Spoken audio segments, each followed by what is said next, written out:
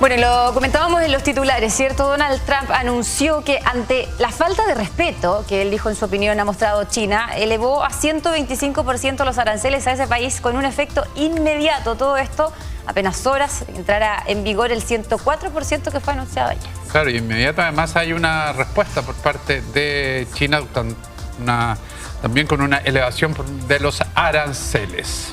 Queremos conversar de este tema con Alberto Rojas, analista internacional y director del Observatorio de Asuntos Internacionales de la Universidad Finisterre. ¿Cómo estás, Alberto? Muy buenas tardes. Hola, Alberto, buenas tardes. Hola Chantal, hola Cristian, ¿cómo están? Muy buenas tardes. Muy buenas tardes. Gracias por estos minutos, Alberto. Esta prórroga, por una parte, y esta no flexibilidad con China, da cuenta de que el principal objetivo de Donald Trump en materia comercial es quitarle el poder al gigante asiático a China. En parte sí, hay que considerar que desde hace muchos años estamos viendo esta competencia entre Estados Unidos y China, que son las dos mayores economías del mundo. Durante el primer gobierno del presidente Trump, específicamente en 2018, unilateralmente aumentó los aranceles del aluminio y el acero que provenían de China e inició una primera guerra comercial con el gigante asiático. Posteriormente el tema se fue diluyendo un poco producto de la pandemia.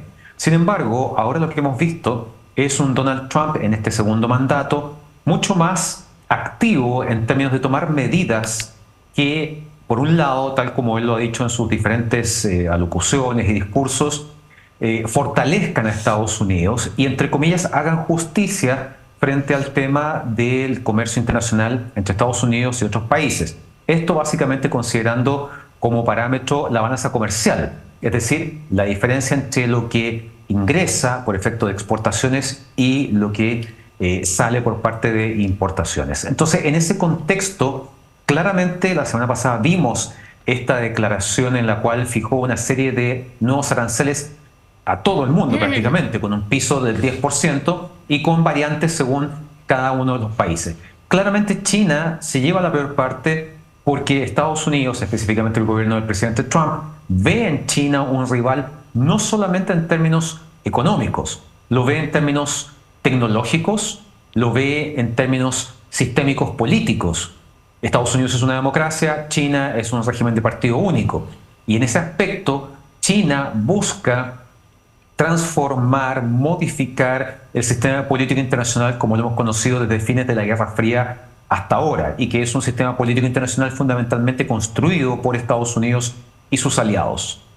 Claro, de hecho acusa y responde diciendo que lo que ha hecho China es una falta de respeto, y en el otro sentido también podríamos analizar esta prórroga o esta pausa de 90 días que entrega al resto de los países que no ha respondido con represalias a lo que él ha anunciado. ¿De qué manera? Y lo comentábamos hace un par de días también en otras conversaciones, que aparentemente lo que está haciendo Donald Trump, o la sensación que queda, es que está imponiendo sus condiciones para sentarse quizá a dialogar más adelante en un escenario que le sea todavía más favorable.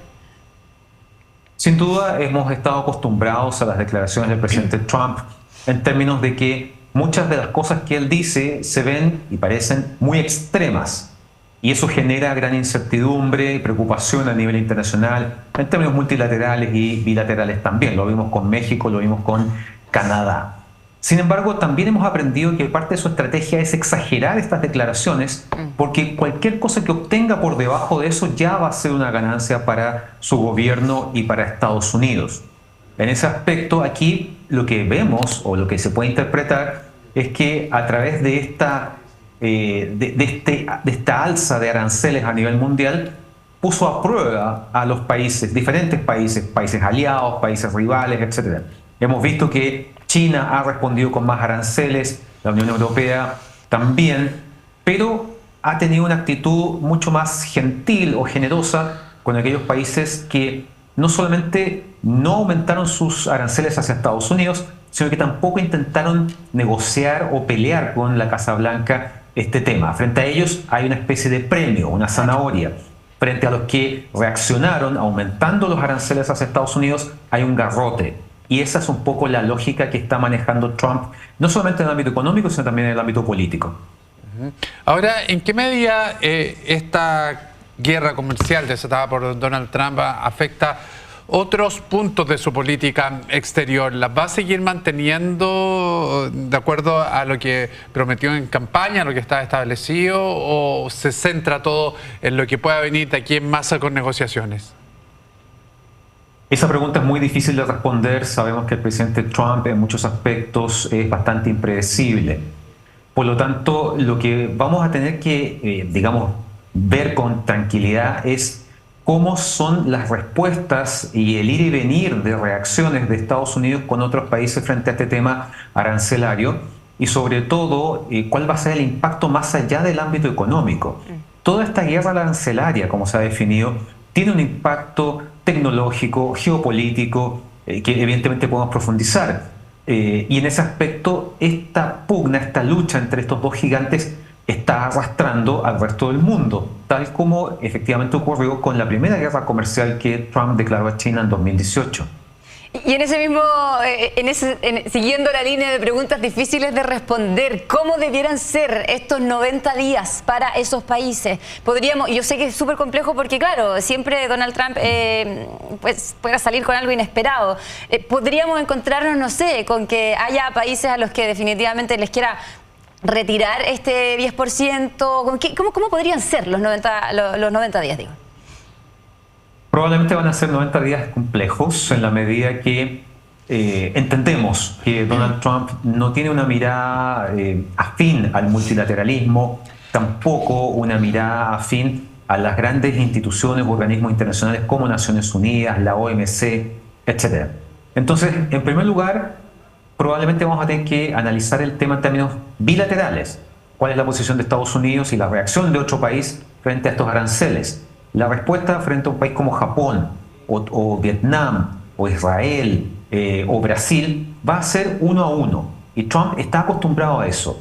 Como negociador, como un hombre que viene del mundo de los negocios y el ámbito de las bienes raíces y el ámbito inmobiliario, él está acostumbrado a negociar, más que a firmar tratados. Y a él le gusta negociar 1 a 1. Por lo tanto, cada país va a ser una realidad en sí misma, cada país va a tener una solución o no particular. No va a haber soluciones generales, no va a haber respuestas amplias. Va a ser un caso 1 a 1 y ahí obviamente caen por ejemplo, los aliados asiáticos, Japón, Corea, Taiwán. Estamos hablando también de cuál va a ser la relación con la Unión Europea. La relación transatlántica ya está muy tensionada, no solamente por el tema de Ucrania, la OTAN, sino también por esto. De modo que lo que nos queda ver es cómo va a ir reaccionando cada país frente a estos aranceles impuestos por Trump y la respuesta que Trump tenga frente a la reacción que hubo por parte de esos gobiernos. Hemos analizado también, Alberto, las consecuencias económicas para los estadounidenses, para el mercado interno, alza de precios, valores altos en los alimentos, por ejemplo, que afectan obviamente también a quienes destinan mayor porcentaje de sus ingresos hacia la alimentación, por ejemplo, entre otras cosas. ¿En qué medida o hasta cuándo crees tú que el pueblo estadounidense puede soportar estas medidas que en algún minuto van a de todas maneras perjudicarlos a ellos? En efecto, es difícil pensar que estas medidas no van a tener un impacto negativo en el bolsillo de los ciudadanos estadounidenses. Hay que considerar que el aumento de aranceles es básicamente aplicar impuestos a los productos importados. Por lo tanto, los productos del extranjero que lleguen a Estados Unidos van a ser más caros porque los aranceles no los pagan los productores, se transfieren al consumidor. En ese sentido, hay que recordar que hay bienes finales, como por ejemplo un auto o un celular, pero también hay bienes intermedios, que son piezas y partes, que son imprescindibles para poder desarrollar ámbitos industriales dentro de Estados Unidos. Eso también va a encarecer los costos. Esto va a afectar las cadenas de producción. Va a haber países que, por ejemplo, van a reorientar sus exportaciones, van a buscar otros mercados y eso va a tener también un impacto en la población estadounidense. ¿Cuánto pueden resistir o no? Es una combinación de elementos. En primer lugar, evidentemente hay que recordar que Donald Trump tiene una base partidaria muy amplia, muy incondicional, muy jugada y que probablemente va a apretar los dientes esperando a que en algún momento la tormenta pase y efectivamente se comiencen a ver resultados más positivos. Pero hay otros sectores que no son trumpistas y que probablemente van a ser muy críticos. De hecho, ya hemos visto que dentro del Partido Republicano y dentro del Congreso ha habido voces del oficialismo, por decirlo de alguna manera, que han criticado a Trump en ese aspecto.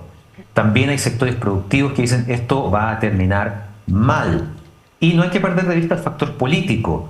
Vamos caminando hacia las elecciones midterm, que básicamente va a ser un gran referéndum de la gestión de Donald Trump desde el 20 de enero de este año hasta la mitad de su mandato.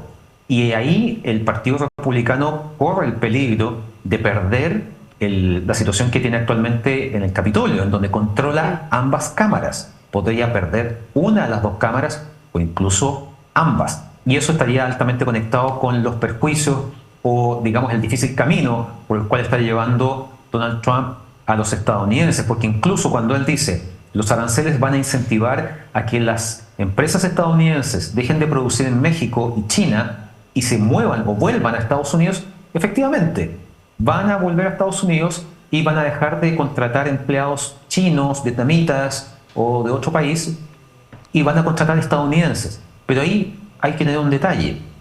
La mano de obra china es mucho más barata per se que la mano de obra estadounidense. Por lo tanto, ese producto, ese auto, ese smartphone o lo que sea que se fabrique en Estados Unidos, efectivamente no va a estar afecto a los aranceles, pero igual va a ser más caro que haberlo producido en China u otra región de Asia. Alberto Rojas, director del Observatorio de Asuntos Internacionales de la Universidad Finisterrae, muchas gracias por esta conversación y las tranquilidades de alguna manera que nos entregas, ¿no?, en este escenario en el que cada día sumamos nuevos antecedentes que no hacen más que generar incertidumbre. Que estés muy bien, muchas gracias. Nos vemos. Gracias, Alberto. Gracias a ustedes, que estén muy bien. Buenas tardes. Igualmente. Nos vamos a la región de la Araucanía.